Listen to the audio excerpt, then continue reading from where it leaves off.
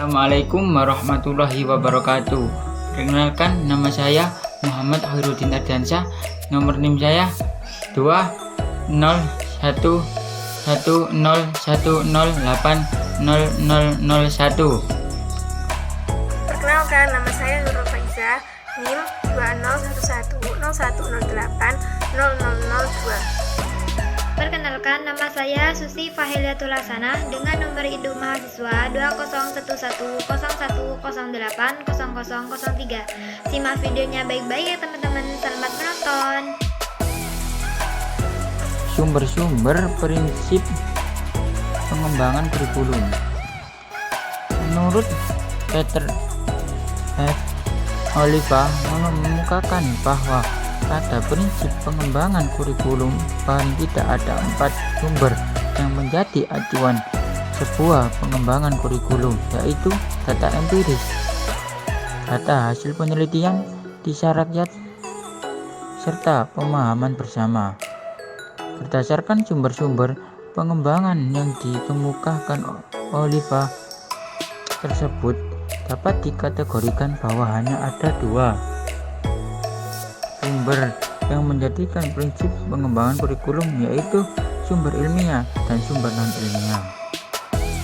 Sedangkan menurut Sukmadinata dalam bukunya Pengembangan Kurikulum Teori dan Praktik 16 menyebutkan beberapa sumber pengembangan kurikulum, diantaranya ialah kehidupan dan pekerjaan orang dewasa, di mana isi kurikulum disesuaikan sebagai persiapan anak untuk menjalani kehidupan dan pekerjaan orang dewasa. Konsep pengembangan kurikulum. Adapun 3 konsep kurikulum antara lain: 1. Kurikulum sebagai suatu substansi, yaitu suatu kurikulum dipandang orang sebagai suatu rencana kegiatan belajar bagi murid-murid sekolah atau sebagai suatu perangkat tujuan yang ingin dicapai. 2. Kurikulum sebagai suatu sistem, yaitu sistem kurikulum merupakan bagian dari sistem persekolahan, sistem pendidikan, bahkan sistem masyarakat.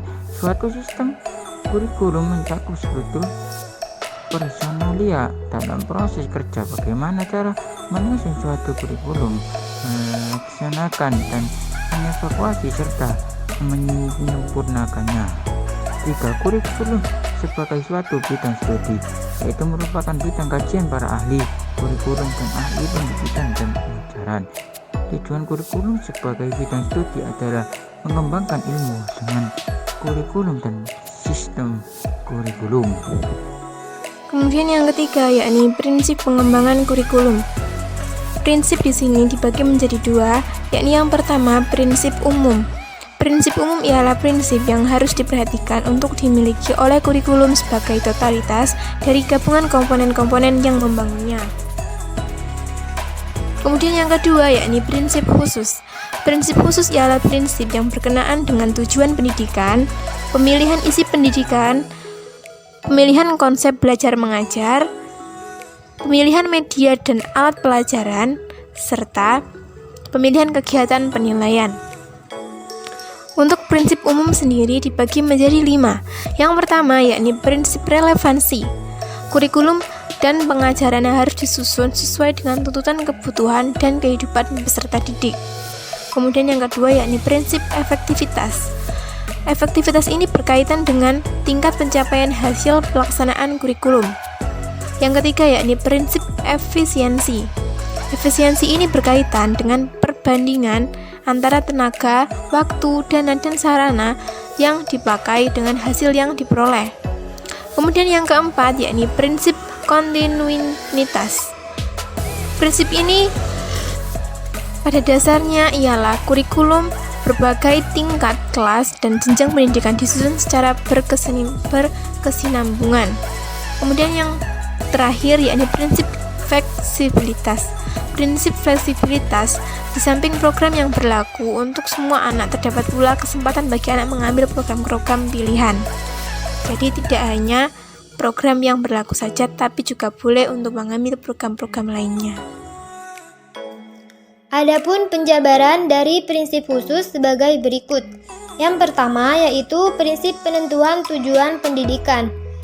Di dalam prinsip ini didasarkan pada sumber-sumber, ketentuan dan kebijakan pemerintah, survei mengenai persepsi masyarakat tentang kebutuhan mereka, dan survei tentang pandangan para ahli dalam bidang-bidang tertentu. Yang kedua yaitu prinsip pemilihan isi pendidikan atau kurikulum. Di dalam prinsip ini diperlukan penjabaran tujuan pendidikan ke dalam perbuatan hasil belajar yang khusus dan sederhana.